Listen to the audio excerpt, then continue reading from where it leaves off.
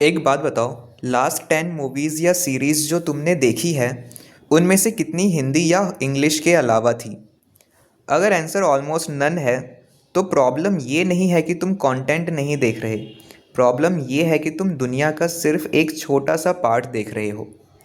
क्योंकि real cinema Netflix के home page पर लिमिटेड नहीं होता। दुनिया भर में इतनी पावरफुल फिल्म्स और सीरीज़ बन रही है जो तुम्हारी सोच चेंज कर सकती है, तुम्हारा टेस्ट अपग्रेड कर सकती है और ऑनेस्टली तुम्हें बेटर व्यूअर बना सकती है। और आज के बाद शायद तुम सिर्फ हॉलीवुड या बॉलीवुड तक लिमिटेड नहीं रहोगे, क्योंकि आज हम बात करेंगे why you should start watching world cinema. Point 1, stories you have never seen before. सबसे पहला रीज़न, स्टोरीज़ जो तुमने पहले कभी नहीं देखी। हर कंट्री का अपना कल्चर होता है, अपनी प्रॉब्लम्स होती है और अपना स्टोरी टेलिंग स्टाइल होता है। जैसे पैरासाइट, सरफेस पे एक सिंपल फैमिली स्टोरी, लेकिन एक्चुअली क्लास डिवाइड और सोशल इनइक्वालिटी पे इतना शार्प कमेंट करती है कि देखने के बाद तुम्हारा पर्सपेक्टिव चेंज हो जाता है। और इसके डायरेक्टर बोंग जून हू ने खुद बोला था, once you overcome the 1 inch tall barrier of subtitles you will be introduce to so many more amazing films. और ऑनेस्टली ये लाइन ही वर्ल्ड सिनेमा का समरी है। स्पेन से आती है द प्लेटफॉर्म, एक डिस्टोपियन स्टोरी जो सोसाइटी के ग्रीड और इनइक्वालिटी को ब्रूटल तरीके से दिखाती है। जापान से शॉप लिफ्टर्स, एक ऐसी फैमिली स्टोरी जो ब्लड रिलेशन से ज़्यादा इमोशनल बॉन्ड पे फोकस करती है। और ईरान से चिल्ड्रन ऑफ हेवन, इतनी सिंपल स्टोरी लेकिन इतनी इमोशनल कि तुम बिना किसी वीएफएक्स के कनेक्ट हो जाओ। ये वो स्टोरीज़ है जो तुम्हें एंटरटेन नहीं टच करती है। Point 2, unpredictable story telling. अब second reason, world cinema predictable नहीं होता।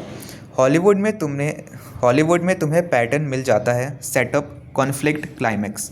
लेकिन वर्ल्ड सिनेमा में रूल्स ब्रेक होते हैं। जैसे ओल्ड बॉय, रिवेंज स्टोरी, लेकिन जो ट्विस्ट आता है वो तुम एक्सपेक्ट नहीं कर सकते।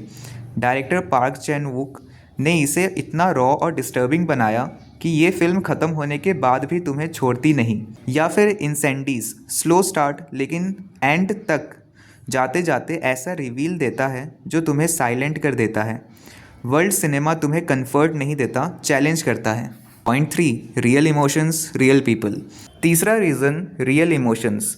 मेन स्ट्रीम फिल्म्स में ड्रामा होता है लेकिन वर्ल्ड सिनेमा में रियलिज्म होता है।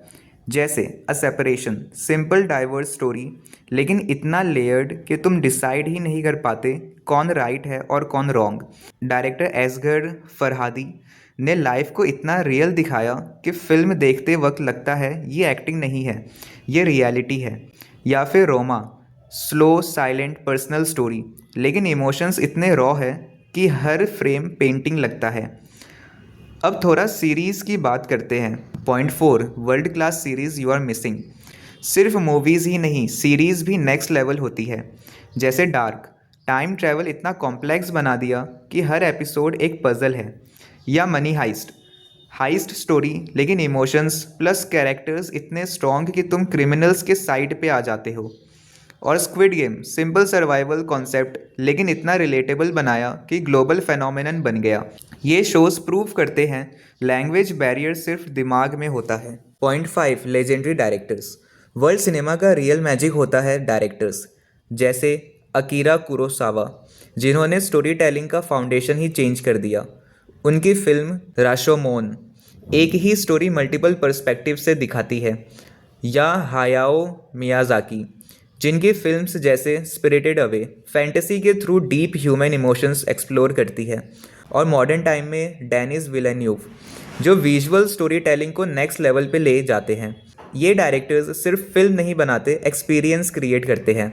Point 6, you become a better viewer. अब सबसे रियल रीज़न, तुम ग्रो करते हो। जब तुम सिर्फ एक टाइप का कंटेंट देखते हो तुम्हारा टेस्ट लिमिटेड हो जाता है। लेकिन जब तुम वर्ल्ड सिनेमा एक्सप्लोर करते हो तुम डिटेल नोटिस करते हो, सब टेक्स्ट समझते हो और ग्रेजुअली तुम्हारा स्टैंडर्ड हाई हो जाता है। और जब स्टैंडर्ड हाई हो जाता है तो तुम एवरेज कंटेंट से सेटिस्फाई नहीं होते। Point 7, cinematography and music. एक और अंडररेटेड फैक्टर, विजुअल्स और म्यूज़िक। जैसे in the mood for love, slow poetic visuals और म्यूज़िक इतना सटल कि हर सीन इमोशनल फील होता है। वर्ल्ड सिनेमा में हर फ्रेम सोचा समझा होता है, सिर्फ दिखाने के लिए नहीं, फील कराने के लिए। तो सिंपल सी बात है, वर्ल्ड सिनेमा देखना सिर्फ एंटरटेनमेंट नहीं है, ये एक्सपोजर है। Different cultures, different stories, different emotions, और सबसे important, different way of seeing life. तो अब तुम बताओ, तुमने लास्ट कौन सा वर्ल्ड सिनेमा मूवी या सीरीज़ देखा था? और अगर नहीं देखा तो कौन सा ट्राई करोगे? कमेंट में ज़रूर बताना, और ऐसे ही कंटेंट के लिए सब्सक्राइब कर लो।